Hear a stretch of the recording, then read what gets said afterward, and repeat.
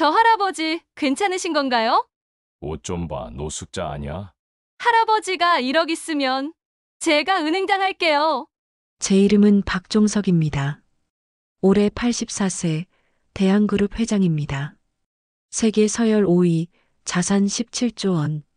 제가 인생에서 가장 치욕스러운 모욕을 당했던 날, 그리고 가장 값진 교훈을 얻었던 날에 대한 이야기입니다. 시청 전 구독과 좋아요, 가장 큰 힘이 됩니다.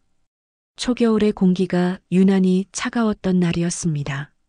11월의 끝자락, 거리에는 이미 겨울이 내려앉았고 바람 끝은 유리처럼 차가웠죠. 그날 아침 나는 낡은 외투를 걸치고 천천히 현관문을 나섰습니다. 이 외투는 내가 20년 넘게 입어온 군데군데 해진 검은색 외투였습니다. 소매 끝이 닳아 있었고 단추 하나는 오래전에 떨어져 나갔지만 나에게는 그 어떤 양복보다 편하고 익숙한 옷이었습니다. 나는 지팡이를 짚은 채로 천천히 골목을 걸었습니다. 골목 끝에는 늘 다니던 슈퍼와 조금 더 가면 한빛은행 본점이 있었습니다. 오늘은 단순한 일이었습니다. 통장에서 1억 원을 인출할 생각이었죠. 손자 녀석이 사업을 시작한다며 자금이 필요하다고 했고 나는 흔쾌히 도와주기로 마음먹었습니다. 평생 아껴 모은 돈 중 일부 그저 가족의 미래에 보탬이 되고 싶었습니다. 은행 건물은 유난히 크고 번쩍거렸습니다. 자동문을 밀자 따뜻한 난방 바람이 얼굴을 감쌌습니다. 그 순간만큼은 세상이 조금 따뜻해지는 듯 했죠. 하지만 그 온기도 잠시, 사람들의 시선은 곧 나를 향했습니다. 정장을 차려입은 젊은 직장인들, 명품 가방을 든 중년 여성들, 그리고 한쪽 벽에 설치된 번호표 기계 앞에서 서성이는 사람들. 그들 사이를 지나며 나는 천천히 창고 쪽으로 걸어갔습니다. 무릎이 좋지 않아 지팡이에 의지해야 했지만 걸음은 단단했습니다. 내가 걸어온 세월처럼 천천히 그러나 확실하게. 하지만 그날 내 발걸음은 이상할 만큼 무겁게 느껴졌습니다. 주변에서 들려오는 작은 수군거림 때문이었죠. 저 할아버지 괜찮으신 건가? 옷 좀 봐, 노숙자 아니야? 나는 못 들은 척했습니다. 살다 보면 사람들의 그런 말쯤은 익숙해지거든요. 나이 들어보세요. 어느 순간부터 사람들은 당신의 말보다 옷을 먼저 봅니다. 나는 조용히 번호표를 뽑고 차례를 기다렸습니다. 잠시 후 내 번호가 불렸고 나는 창구 앞으로 걸어갔습니다. 그곳에는 젊은 여직원이 앉아 있었죠. 이름표에는 이수진이라는 이름이 적혀 있었습니다. 단정한 단발머리에 또렷한 눈매, 20대 후반쯤 되어 보였습니다. 안녕하세요. 내가 조용히 인사하자 그녀는 억지로 미소를 지었습니다. 무엇을 도와드릴까요? 나는 단정하게 말했다. 1억 원을 인출하려고 합니다. 그녀의 미소가 순식간에 굳었습니다. 네, 뭐라고 하셨어요? 1억 원을 인출하려고 합니다. 나는 다시 천천히 또박또박 말했다. 그녀는 내 얼굴을 위아래로 훑었습니다. 그 눈빛엔 의심과 조롱이 뒤섞여 있었습니다.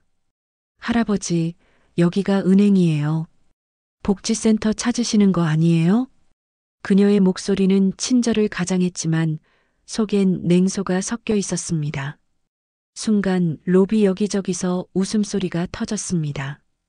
통장이라도 보여달라 그래. 1억이라니 세상에. 낯선 비웃음들이 공기를 흔들었습니다. 나는 한참을 그 자리에 서 있었습니다. 이런 모욕이 처음은 아니었지만 이상하게 그날은 유난히 가슴이 시렸습니다. 아마도 오늘만큼은 세상에 조금 기대고 싶었던 마음이 있었기 때문이었을 겁니다. 통장은 집에 있습니다. 내가 조용히 말했다. 하지만 신분증으로 조회하면 나올 겁니다. 이수진은 피식 웃으며 고개를 저었습니다. 할아버지, 요즘 그런 장난 많이 치세요. 복지급여 잘못 들어왔다고 찾아오시는 분들도 있고, 혹시 보호자분 안 계세요? 그녀의 말끝에서 나는 뭔가가 무너지는 느낌을 받았습니다. 나는 분명 사람으로서 이야기하고 있었는데, 그녀는 이미 나를 불편한 존재로 대하고 있었죠. 그때 옆에서 또 다른 직원이 다가왔습니다. 왜요?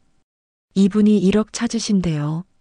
남자 직원이 나를 흘끗 보더니 피식 웃었습니다. 1억이요? 요즘 이런 분들 많죠.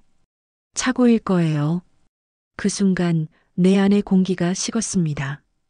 분노보다는 허무함이 먼저 밀려왔습니다. 사람이 사람을 믿지 않는 사회, 늙었다는 이유로 무시당하는 세상. 나는 그 자리에 서서 천천히 숨을 들이마셨습니다. 그리고 생각했습니다. 이들이 어디까지 가나 보자. 나는 천천히 가방을 열어 신분증을 꺼냈다. 손이 약간 떨렸지만 내 시선은 단단했다. 이수진은 신분증을 받아들더니 컴퓨터 앞에 앉았다. 잠시만요. 확인해 볼게요. 그녀의 손끝이 키보드를 두드릴 때마다 나는 그 소리를 또렷하게 들었다.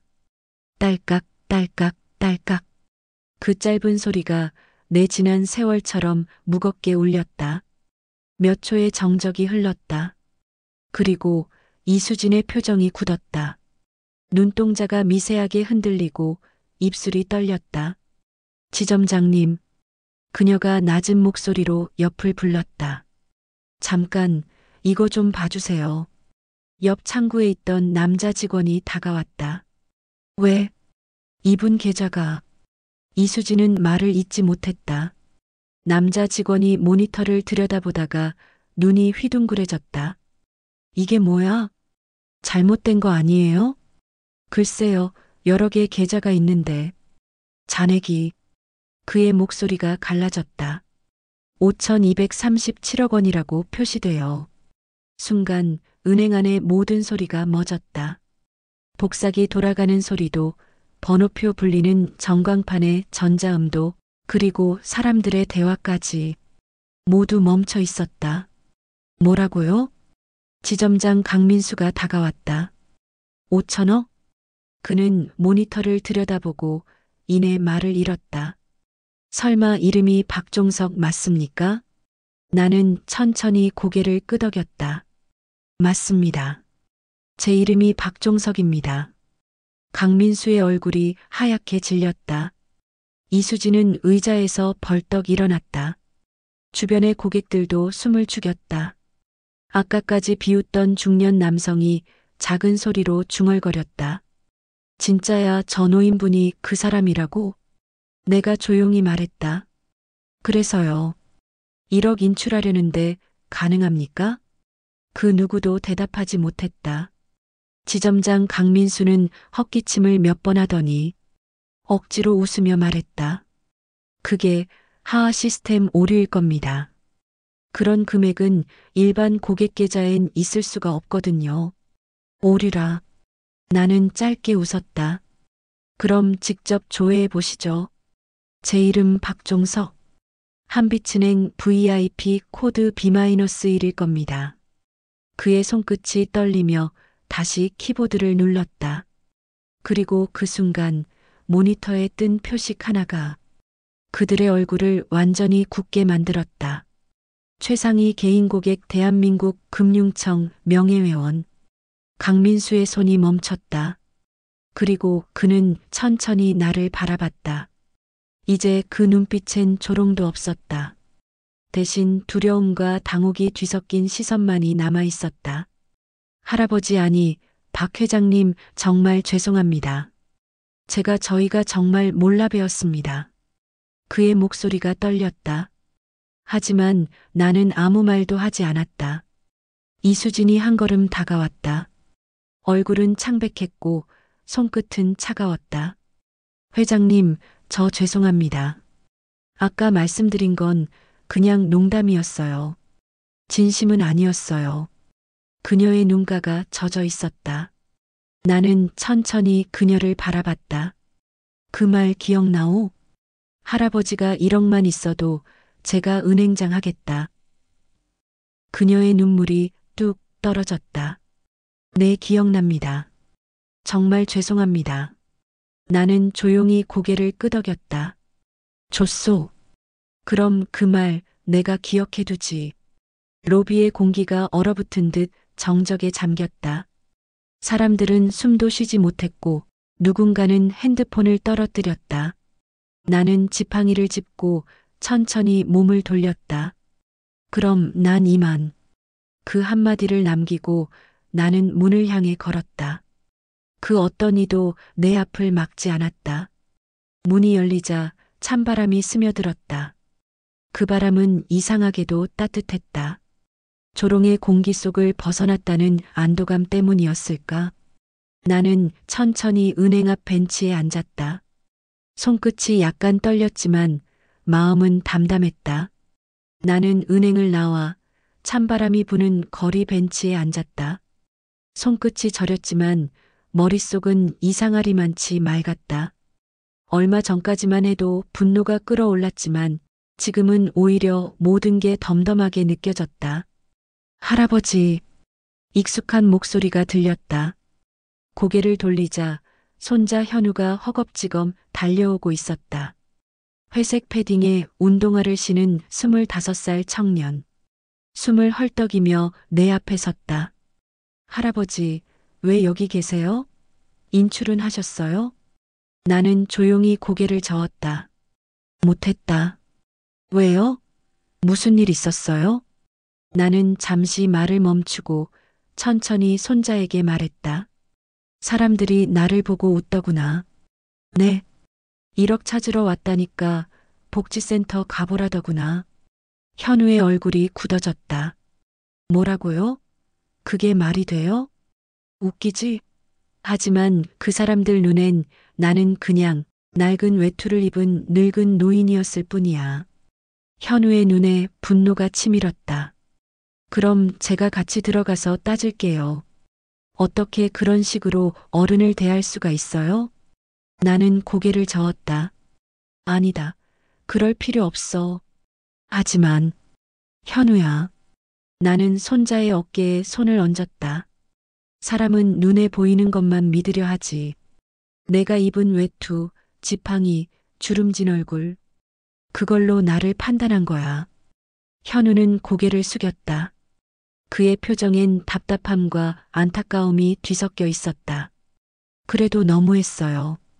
그냥 넘어가면 안 되죠. 그래, 그냥 넘어가지 않겠지. 나는 미소를 지으며 휴대폰을 꺼냈다.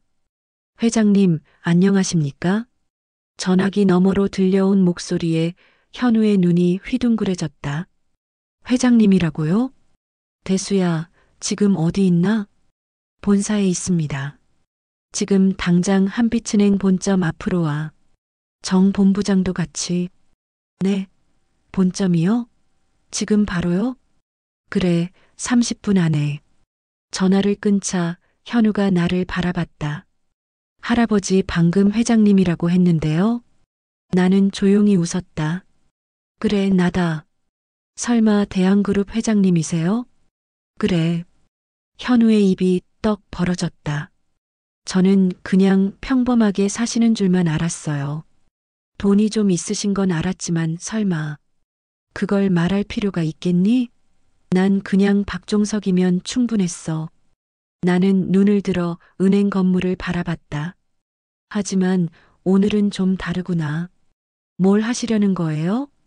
그들이 뭘 잘못했는지 깨닫게 해줘야지. 할아버지, 설마. 현우야. 나는 그의 눈을 바라봤다. 세상은 말로는 안 배운다. 진짜로 흔들려봐야 그제야 배우지.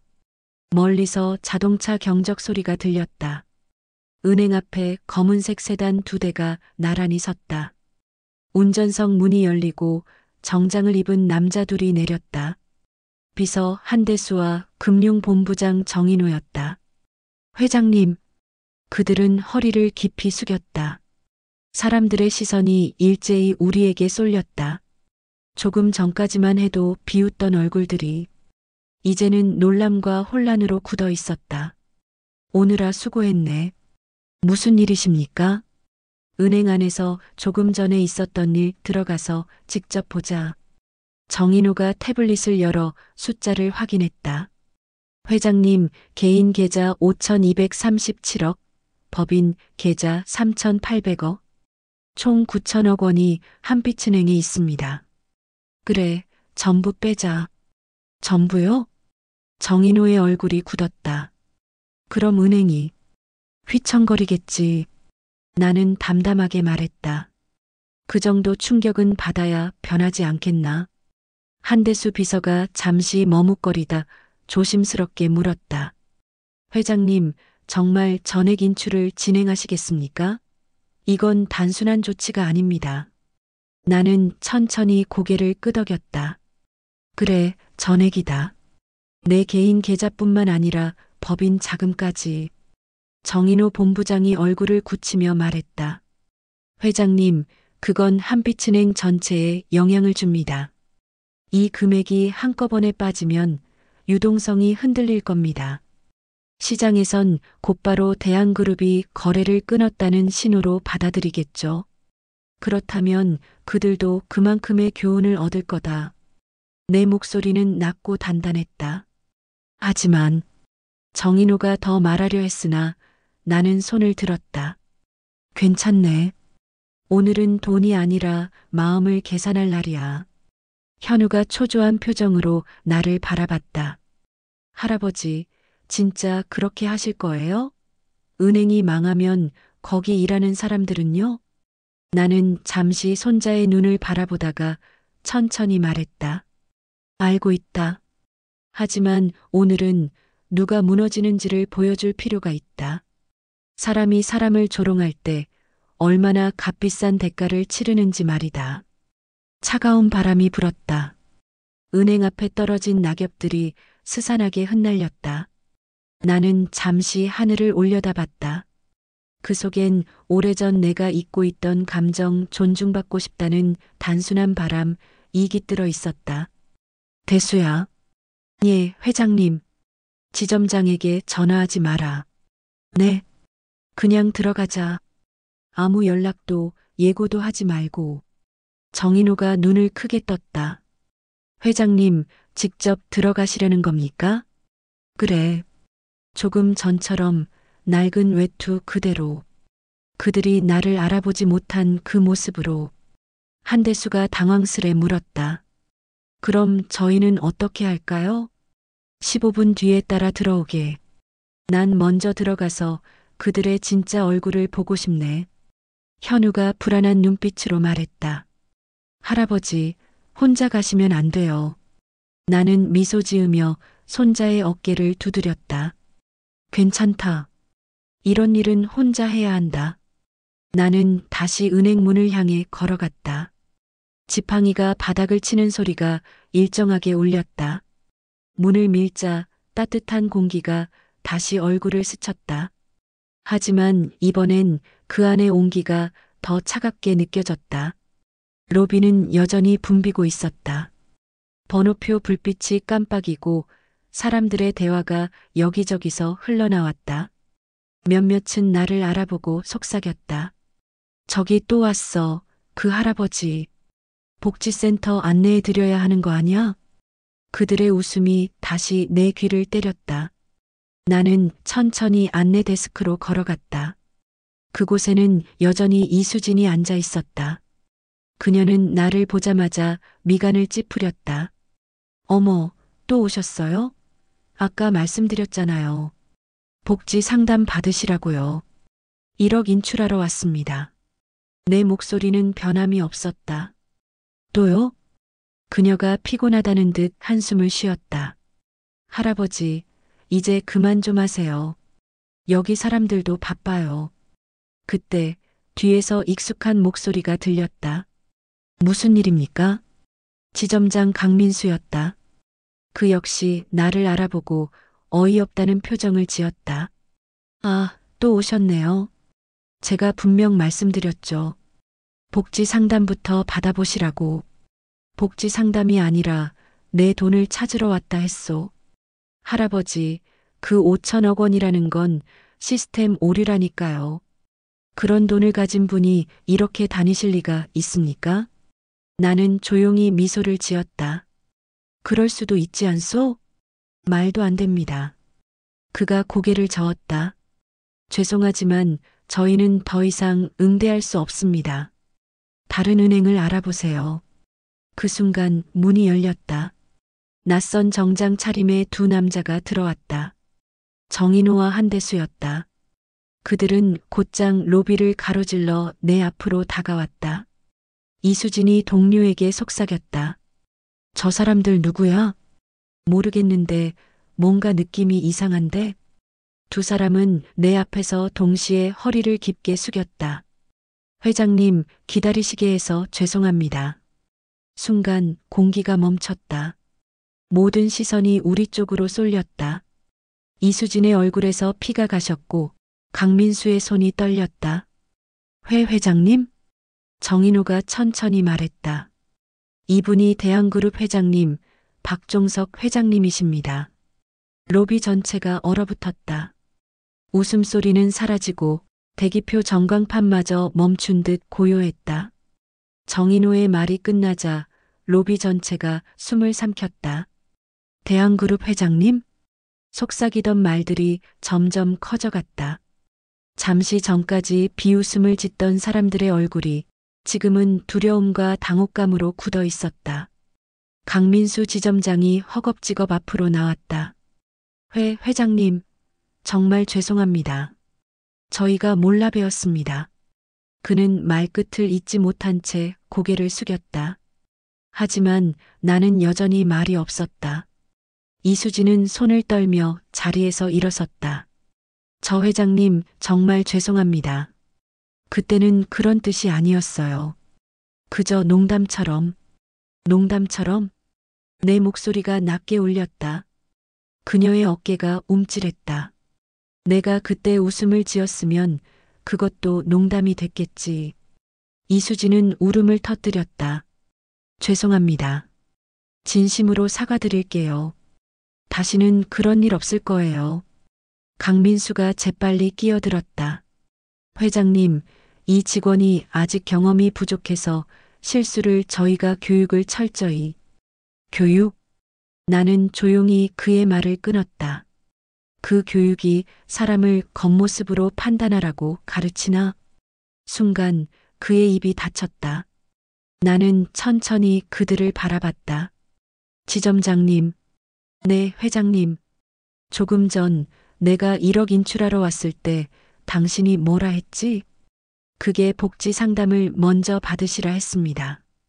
그래. 난 돈을 찾으러 왔는데 당신은 나를 도움이 필요한 사람으로 봤지. 나는 잠시 말을 멈췄다. 하지만 오늘 당신의 표정을 보니 진짜로 도움이 필요한 사람은 당신들이군. 그 말에 강민수의 얼굴이 하얗게 질렸다. 나는 한대수에게 고개를 돌렸다. 대수야. 네, 회장님. 전액 인출 신청서 준비됐나? 그는 두꺼운 서류 봉투를 내밀었다. 여기 있습니다. 나는 그것을 강민수에게 건넸다. 이게 뭡니까? 내 예금 인출 신청서네.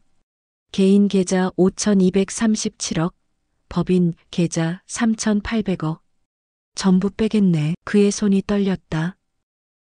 전액이요? 회장님, 그건. 그래. 내 돈이니 내가 쓰겠다는데 문제 있나? 그렇지만 회장님, 그렇게 되면 저희 은행이. 그는 결국 무릎을 꿇었다. 제발 한 번만 봐주십시오. 직원 교육을 제대로 못한 제 잘못입니다. 그가 고개를 숙이자 주변 직원들도 하나둘씩 따라 무릎을 꿇었다. 회장님, 죄송합니다. 저희가 잘못했습니다. 로비 한가운데 정정만이 감돌았다. 나는 천천히 고개를 숙였다. 그들의 머리 위로 흩날리는 형광등의 빛이 왠지 모르게 차갑게 느껴졌다. 지점장님, 네. 지금 이렇게 무릎 꿇는 건 나 때문이 아니야. 당신들이 잃어버린 게 돈이 아니라 사람의 눈이라는 걸 깨달았으면 좋겠군. 그때 문이 열렸다. 한 남자가 숨을 몰아쉬며 들어왔다. 박 회장님, 회장님 맞으시죠? 강민수가 놀라서 고개를 들었다. 본점장님. 그는 한빛은행 본점장 유재석이었다.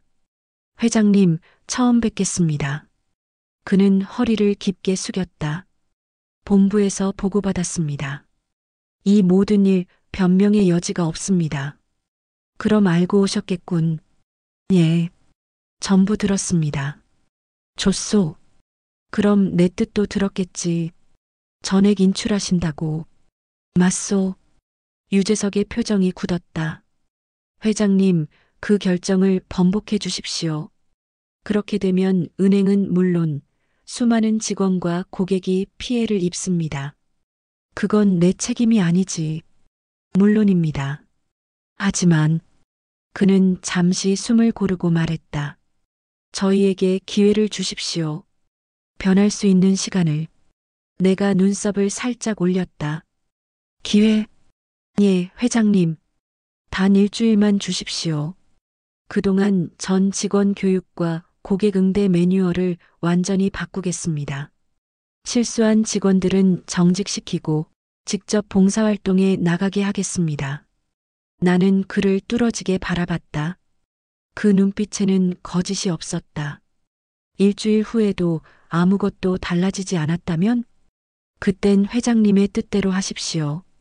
로비에 다시 정적이 내려앉았다. 그 짧은 순간 나는 오래전 젊은 시절의 나를 떠올렸다. 처음 회사를 세웠을 때 사람 하나 제대로 믿기 어려웠던 그 시절. 하지만 누군가 나를 믿어줬기에 여기까지 올 수 있었다. 기회. 그 단어가 마음속에 오래 울렸다. 유재석의 눈빛은 단단했고 그의 목소리는 흔들리지 않았다. 그는 이미 상황의 무게를 알고 있었다. 지금 이 순간 그의 한마디가 은행의 운명을 바꿀 수도 있었다. 나는 그를 한동안 말없이 바라봤다. 일주일이라. 그 짧은 단어 속에서 나는 오래된 기억 하나를 떠올렸다. 한때 나도 누군가에게 단 하루의 기회를 구하던 사람이었다. 그때 그 사람이 내게 시간을 주지 않았다면 지금의 나는 존재하지 않았을 것이다. 유 본점장님, 내가 입을 열었다. 당신은 지금 이 사태를 수습하려고 하는 겁니까? 아니면 진짜로 변화를 만들고 싶은 겁니까? 그는 고개를 숙인 채 단호히 대답했다. 진심입니다, 회장님. 오늘의 이 부끄러움이 우리 모두의 경고가 되어야 합니다. 나는 천천히 숨을 내쉬었다. 좋습니다. 일주일 들이죠. 그의 눈이 커졌다. 정말이십니까? 대신 조건이 있습니다. 무엇이든 말씀하십시오. 첫째, 오늘 여기 있었던 모든 직원은 다시 교육받으시오. 직급 불문입니다. 사람을 겉모습으로 판단하지 않는 법부터 다시 배우시오. 예, 명심하겠습니다. 둘째, 실수한 직원들 특히 이수진 씨와 강민수 지점장. 두 사람은 정직 3개월입니다. 이수진이 놀란 눈으로 나를 바라봤다. 그리고 그 기간 동안 복지관과 무료급식소에서 봉사하시오. 노인분들 앞에서 하루라도 밥을 퍼보면 다시는 이런 말을 입에 담지 못할 겁니다. 유재석이 고개를 깊이 숙였다. 그렇게 하겠습니다. 나는 마지막으로 천천히 말을 이었다. 셋째, 전 직원에게 말하시오. 언젠가 내가 다시 이 옷을 입고 올 거라고. 낡은 외투, 지팡이, 그때와 똑같은 모습으로. 그때도 오늘처럼 나를 존중한다면 그땐 믿겠습니다. 하지만 그렇지 않다면 그땐 진짜로 전액 인출하겠습니다. 유재석은 다시 한번 머리를 숙였다. 회장님, 약속드리겠습니다. 나는 고개를 끄덕였다. 좋습니다. 오늘은 이만. 지팡이를 짚고 문을 향해 걸었다. 로비의 사람들은 길을 열었다. 누구도 숨을 크게 쉬지 못했고 그저 무겁고 긴장된 공기만이 나를 따라 흘렀다. 그때 뒤에서 울먹이는 목소리가 들렸다. 회장님, 나는 걸음을 멈췄다. 이수진이었다. 눈물에 젖은 얼굴로 나를 향해 말했다. 정말 죄송합니다. 그때는 몰랐습니다. 제가 얼마나 잔인했는지. 나는 고개를 돌리지 않고 조용히 말했다. 진심이라면 행동으로 보여요. 말보다 행동이 더 오래 남으니까. 문을 밀고 나서자 차가운 바람이 다시 얼굴을 스쳤다. 하지만 이번엔 마음이 조금은 가벼웠다. 현우가 내 옆으로 다가왔다. 할아버지, 잘하셨어요. 나는 조용히 웃었다. 그래, 기회를 주는 게 더 어려운 법이지. 그날 저녁 뉴스에는 대한그룹 회장 한빛은행에서 모욕당해 라는 제목의 기사가 올라왔다. 하지만 나는 뉴스 화면을 오래 보지 않았다. 세상이 뭐라 하든 나는 오늘 나 자신에게 부끄럽지 않으면 됐다. 일주일이라는 시간은 생각보다 길었다. 은행을 나와 집으로 돌아온 뒤에도 나는 그날의 일을 잊지 못했다. 사람들이 내게 보였던 시선, 그 차가운 웃음, 그리고 허공에 남았던 비웃음 소리. 뉴스에서는 하루 종일 그 사건을 다뤘다. 대한그룹 회장, 한빛은행에서 모욕당해. 낡은 외투의 노인을 노숙자로 오해한 은행 직원. 세상은 빠르게 들끓었다. 누군가는 나를 통쾌하다고 했고, 누군가는 내가 너무 가혹하다고 했다. 하지만 나는 조용히 지켜보기로 했다. 일주일. 단지 그 일주일 동안 그들이 어떤 변화를 선택할지 보고 싶었다. 그 사이에도 손자 현우는 여러 번 물었다. 할아버지, 정말 다시 가실 거예요? 그래야지. 약속했잖니. 근데 또 똑같으면 어떡해요? 나는 미소를 지었다. 그럼 그땐 정말 전액 인출이지. 그리고 일주일이 흘렀다. 그날 아침 나는 다시 그 낡은 검은 외투를 걸쳤다. 단추 하나가 여전히 덜렁거렸고 지팡이 끝은 조금 닳아 있었다. 그러나 이상하게도 그 옷을 입는 순간 마음이 평온했다. 나는 천천히 현관문을 나섰다. 거리엔 초겨울의 냄새가 가득했다. 바람은 여전히 차가웠지만 햇살은 부드러웠다. 나는 천천히 걸었다. 한 주 전 그 비웃음의 공간, 한빛은행 본점으로. 은행 문 앞에 섰을 때 내 마음은 묘하게 차분했다. 과연 변했을까? 나는 스스로에게 물었다. 그리고 문을 밀었다. 따뜻한 공기가 다시 얼굴을 스쳤다. 그런데 이번엔 뭔가 달랐다. 입구 벽면에 커다란 현수막이 걸려 있었다. 모든 고객은 존중받아야 합니다. 우리는 외모가 아닌 마음을 봅니다. 그 문구를 보는 순간 나는 잠시 멈춰섰다. 안내 데스크로 다가가자 젊은 남자 직원이 일어나 미소를 지었다. 어서 오십시오, 고객님. 무엇을 도와드릴까요? 그의 목소리는 밝고 자연스러웠다. 나는 조용히 말했다. 1억 인출하려고 합니다. 네, 고객님. 신분증 확인 부탁드립니다. 그의 표정엔 단 한 점의 의심도 없었다. 나는 신분증을 건넸다. 그는 공손히 두 손으로 받아들고 잠시만 기다려주세요. 라고 말한 뒤 컴퓨터를 확인했다. 나는 그의 눈을 지켜봤다. 혹시라도 놀라거나 비웃음이 스치지 않을까 싶어서. 하지만 그는 끝까지 평정했다. 고객님, 금액이 크시니 상담실로 안내드리겠습니다. 괜찮습니다. 여기서 하죠. 네, 알겠습니다. 그는 고개를 숙였다. 그때 안쪽에서 누군가 다가왔다. 회장님. 낯익은 목소리였다. 유재석 본점장이었다. 그는 환하게 웃으며 내 앞에 섰다. 약속을 지키셨군요. 그래요, 일주일이라 하셨죠. 그의 눈빛에는 확신이 있었다. 회장님, 이쪽으로 모시겠습니다. 보여드릴 게 있습니다. 나는 조용히 그를 따라갔다. 엘리베이터를 타고 2층으로 올라가자 문이 열리는 순간 눈앞이 환해졌다.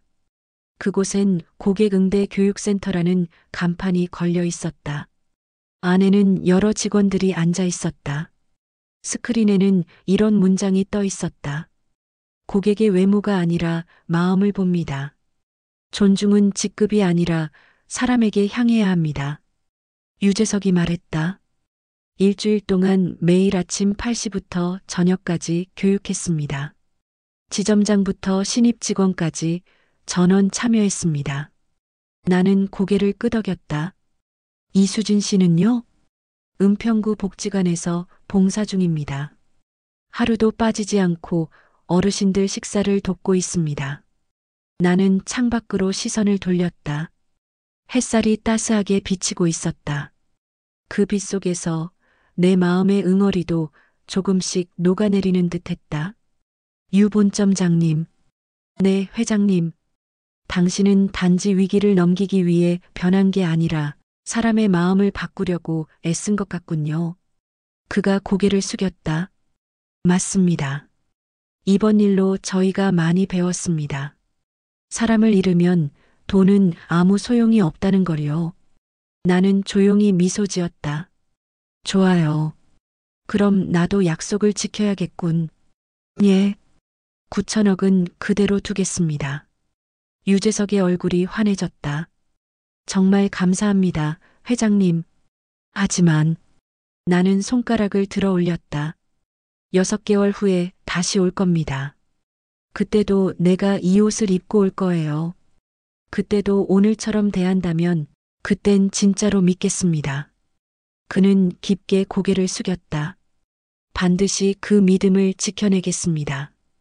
은행을 나섰을 때 바람이 한층 부드러워져 있었다. 며칠 전 그날과 똑같은 길이었지만 세상이 달라져 있었다. 아니, 어쩌면 세상은 그대로인데 내 마음이 달라진 걸지도 몰랐다. 입구를 나오자 현우가 서 있었다. 두 손을 주머니에 찔러 넣은 채 걱정 반, 기대 반의 얼굴이었다. 할아버지, 어떻게 됐어요? 맞다. 뭐요? 변화를. 나는 미소를 지었다. 일주일 만에 그들이 바뀌었더구나. 현우의 눈이 커졌다. 정말요? 거기 사람들 진짜 달라졌어요? 그래. 표정이 달라졌고 말투가 달라졌고 무엇보다 눈빛이 변했더라. 나는 천천히 걸음을 옮겼다. 현우가 옆에서 나란히 걸었다. 그래서 돈은 빼셨어요? 아니. 그럼 그냥 두신 거예요? 그래. 현우가 놀란 듯 나를 쳐다봤다. 할아버지, 그럼 처음에 인출하신다던 건 복수였다. 나는 고개를 끄덕였다. 하지만 복수로는 아무것도 남지 않는다. 상대를 무너뜨리는 건 쉽지만 그들이 다시 일어서게 만드는 건 더 어렵지. 현우는 조용히 나를 바라봤다. 그의 얼굴에는 존경과 울림이 섞여 있었다. 그래서 용서하신 거예요? 용서라기보다 기회를 준 거지. 나는 지팡이를 짚으며 말했다. 사람은 누구나 실수한다. 하지만 그 실수를 통해 배우지 못하면 그건 죄가 된다.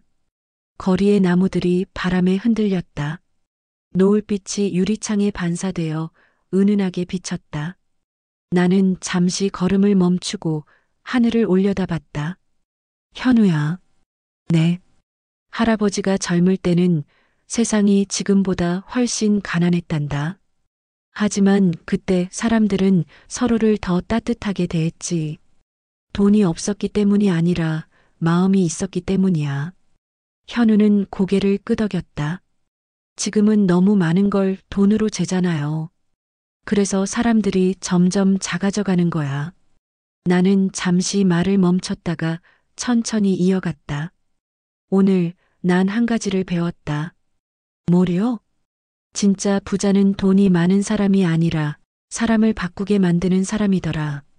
현우의 눈빛이 흔들렸다. 그는 천천히 고개를 숙였다. 할아버지, 저도 그런 사람이 되고 싶어요. 그래라. 나는 웃었다. 그게 내가 할아버지를 닮는 길이야. 잠시 침묵이 흘렀다. 두 사람의 발소리만이 인도 위를 따라 잔잔히 퍼졌다. 멀리서 교회 종소리가 울려 퍼졌다. 하루가 저물고 있었다. 현우야. 네. 오늘 있었던 일 잊지 마라. 언젠가 내가 사람을 이끌게 될 때 눈앞의 겉모습보다 그 안의 이야기를 보려무나. 명심할게요. 나는 웃으며 고개를 끄덕였다. 그 순간 마음 한구석이 따뜻해졌다. 비로소 나 자신도 배운 것 같았다. 복수보다 깊은 것, 용서보다 더 큰 것. 그건 기회를 믿는 마음이었다. 그날 밤 집으로 돌아와 불을 끄고 책상 앞에 앉았다. 오래된 일기장을 꺼내 펜을 들었다. 오늘 나는 부자의 의미를 다시 썼다. 많은 돈을 가진 사람이 부자가 아니다. 사람을 변화시킬 수 있는 사람이 진짜 부자다. 상대를 무너뜨리는 건 복수지만 그를 일으켜 세우는 건 용서다. 그리고 용서보다 더 큰 건 변화를 믿는 것이다. 펜끝이 떨렸다. 하지만 마음은 고요했다. 그로부터 몇 달이 흘렀다. 겨울은 지나고 봄이 천천히 찾아왔다. 거리는 다시 생기를 되찾았고 나는 여전히 같은 외투를 걸친 채 매일 같은 길을 걸었다. 지팡이를 짚는 발소리는 여전했지만 그 속의 마음은 조금 달라져 있었다. 하루는 손자 현우가 내게 물었다. 할아버지, 이제 은행에는 안 가세요? 갈 거다. 아직 약속이 남았지. 그 일 아직 기억하실까요? 나는 조용히 미소 지었다. 잊을 수 없는 사람도 있지만 잊지 않으려 노력하는 사람도 있단다. 그날 이후 한빛은행은 변했다. 뉴스에서도 한빛은행 고객 응대 혁신이라는 제목이 달렸다. 회장님, 덕분에 저희가 사람을 다시 배웠습니다. 유재석 본점장이 그렇게 내게 전화를 걸어온 날도 있었다. 하지만 나는 답했다. 그건 내 덕이 아니라 당신들의 선택이었소. 그리고 어느 오후였다. 복지관에서 작은 행사가 있다는 소식을 들었다. 한빛은행 봉사팀, 어르신 식사 나눔 행사. 나는 조용히 그곳으로 향했다. 문을 열고 들어서자 낯익은 목소리가 들렸다. 어르신, 여기 국 따뜻할 때 드세요. 그녀였다. 이수진. 한때 나를 조롱하던 그 여직원. 지금은 앞치마를 두르고 머리를 질끈 묶은 채 식판을 나누어 주고 있었다. 그 표정엔 예전의 오만함 대신 조심스러운 따뜻함이 있었다. 나는 줄 끝에 서서 조용히 그녀를 바라봤다. 그녀는 내 앞에 식판을 내려놓다 손을 멈췄다. 눈이 마주쳤다. 순간 그녀의 눈동자가 흔들렸다. 회 회장님. 목소리가 떨렸다. 나는 고개를 저었다. 오늘은 회장이 아니라 그냥 한 노인일 뿐이요. 그녀의 눈가에 눈물이 맺혔다. 그날 이후 매일 이곳에 나옵니다. 처음에는 속죄하는 마음이었는데 이젠 이 시간이 제일 소중해졌어요. 나는 미소 지었다. 그래요. 그럼 이제 진짜 배운 거네요. 네. 그녀는 식판을 내밀며 말했다. 오늘은 제가 드릴 차례네요. 그 한마디에 마음이 따뜻해졌다. 나는 조용히 자리에 앉아 밥을 먹었다. 그녀가 멀리서 다른 어르신들을 챙기는 모습을 바라보며 내 마음 한켠이 묘하게 벅차올랐다. 사람이 변한다는 건 이렇게 아름다운 일이었다. 행사가 끝나갈 무렵 그녀가 다시 내 곁으로 왔다. 회장님, 그때 정말 죄송했어요. 나는 고개를 끄덕였다. 그래요. 다만 기억하세요. 진짜 사과는 말이 아니라 삶으로 하는 겁니다. 그녀는 눈물을 닦으며 말했다. 그렇게 살게요. 나는 자리에서 일어나 복지관 문을 나섰다. 밖에는 따뜻한 봄바람이 불고 있었다. 햇살이 부드럽게 내 손등 위로 떨어졌다.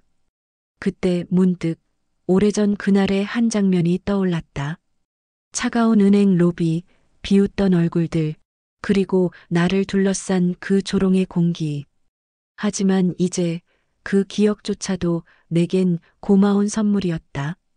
그 일이 있었기에 오늘의 이 따뜻함이 존재할 수 있었으니까. 그날 밤 나는 다시 일기장을 펼쳤다. 사람은 변할 수 있다. 그 한마디를 믿지 않았다면 나는 지금 이 미소를 짓지 못했을 것이다. 용서는 상대에게 주는 선물이 아니라 나 자신에게 주는 평화다. 나는 오늘 그 평화를 얻었다. 펜을 내려놓고 창밖을 바라봤다. 봄밤의 공기가 부드럽게 흘러들어왔다. 그리고 나는 알았다. 이제 그 어떤 겨울도 두렵지 않다는 것을. 6개월이 흘렀다. 시간은 빠르게 지나갔지만 마음속엔 여전히 그날의 기억이 남아 있었다. 사람의 변화란 한순간의 반성으로 끝나는 게 아니다. 진심으로 변하려면 시간이 필요하고 그 시간을 견디는 인내가 필요하다. 그날 아침 나는 다시 그 낡은 외투를 걸쳤다. 여전히 해진 소매, 떨어진 단추, 그리고 오랜 세월의 냄새가 밴 천조각. 하지만 그 옷을 입는 순간 나는 오히려 편안했다. 현우야, 다녀오마. 할아버지, 또 그 은행 가세요? 그래. 약속을 지켜야지. 이번엔 어떤 옷으로 가실 거예요? 나는 웃었다. 똑같이. 그날처럼. 은행 앞에 도착하자 입구 유리문 위에 걸린 문구가 눈에 들어왔다. 우리는 오늘도 사람을 배웁니다. 그 문장을 읽는 순간 가슴 한쪽이 미묘하게 떨렸다. 나는 천천히 문을 밀었다. 안은 예전보다 훨씬 밝았다. 벽에는 고객들이 보낸 손편지들이 붙어 있었다. 감사합니다. 덕분에 웃을 수 있었어요. 그 한 문장, 한 문장마다 진심이 느껴졌다. 안내 데스크 직원이 나를 보더니 환하게 인사했다. 어서 오십시오, 고객님. 무엇을 도와드릴까요? 그의 목소리에는 예의가 있었고 그 속에는 관심이라는 온기가 담겨 있었다. 나는 조용히 말했다. 1억 인출하려고 합니다. 네, 고객님. 신분증 부탁드립니다. 그는 두 손으로 신분증을 받아들고 미소 지었다. 박종석 고객님, 잠시만 기다려주세요. 그의 눈빛은 흔들리지 않았다. 놀람도 의심도 없었다. 그때 안쪽에서 누군가 걸어 나왔다. 유재석 본점장이었다. 그는 밝은 얼굴로 내 앞에 섰다. 회장님 오셨군요. 그래요. 약속을 지키러 왔습니다. 그럼 저희도 보여드릴 게 있죠. 그는 나를 안내해 2층으로 데려갔다. 문이 열리자 한빛은행의 전 직원이 일렬로 서 있었다. 모두가 허리를 숙였다. 박종석 회장님, 다시 찾아주셔서 감사합니다. 그 광경은 웅장하지 않았지만 묘하게 가슴이 뜨거워졌다. 이건 단순한 인사나 형식이 아니었다. 그들의 표정엔 진심이 있었다. 회장님, 유재석이 내게 다가왔다. 이곳은 이제 매달 고객과 소통하는 공간이 됐습니다. 직원들은 매주 지역 어르신들과 식사하고 직접 시장에도 갑니다. 고객이 아니라 이웃으로 만나고 싶어서요. 나는 고개를 끄덕였다. 이제야 진짜 은행이 됐군요. 그의 눈빛이 반짝였다. 맞습니다. 돈을 지키는 곳이 아니라 사람의 신뢰를 지키는 곳이 되어야 하니까요. 순간 내 가슴 한가운데에서 오래된 응어리가 사르르 녹았다. 나는 천천히 말했다. 좋아요. 이제 진짜 믿겠습니다. 그는 눈을 반짝이며 대답했다. 감사합니다, 회장님. 나는 고개를 끄덕이고 천천히 로비로 내려왔다. 은행 안의 공기가 달라져 있었다. 비웃음 대신 따뜻한 인사, 무심함 대신 눈맞춤이 있었다. 문을 나서자 현우가 기다리고 있었다. 할아버지, 어땠어요? 응, 달라졌더구나. 그럼 이젠 진짜 끝이네요? 끝이라기보다 새로운 시작이지. 나는 하늘을 올려다봤다. 구름 사이로 봄 햇살이 흘러내렸다. 현우야, 진짜 부자는 어떤 사람일까? 돈이 많은 사람? 나는 고개를 저었다. 아니야. 진짜 부자는 다른 사람의 마음을 따뜻하게 만들 수 있는 사람이란다. 현우가 미소 지었다. 그럼 할아버지가 진짜 부자네요. 나는 웃었다. 글쎄, 오늘은 그런 기분이 좀 드는구나. 우리는 나란히 걸었다. 길가의 벚꽃잎이 바람에 흩날리며 발끝을 스쳤다. 나는 문득 주머니에서 오래된 일기장을 꺼냈다. 오늘 나는 부자의 의미를 다시 배웠다. 돈은 세상을 움직이지만 마음은 사람을 움직인다. 존중은 권력에서 나오지 않는다. 그것은 선택에서 시작된다. 오늘 나는 나 자신에게 부끄럽지 않은 선택을 했다. 나는 일기장을 덮고 조용히 중얼거렸다. 그래, 이젠 됐다. 햇살이 부드럽게 외투 위로 내려앉았다. 그 낡은 외투는 더 이상 초라하지 않았다.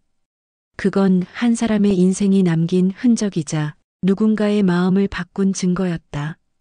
청취자 여러분, 오늘 제 이야기를 들어주셔서 감사합니다. 구독과 좋아요는 큰 힘이 됩니다. 혹시 여러분도 누군가를 겉모습만 보고 판단한 적이 있으신가요? 사람의 가치는 눈에 보이지 않는 곳에 있습니다. 진짜 부자는 돈이 아니라 마음의 온도를 가진 사람입니다.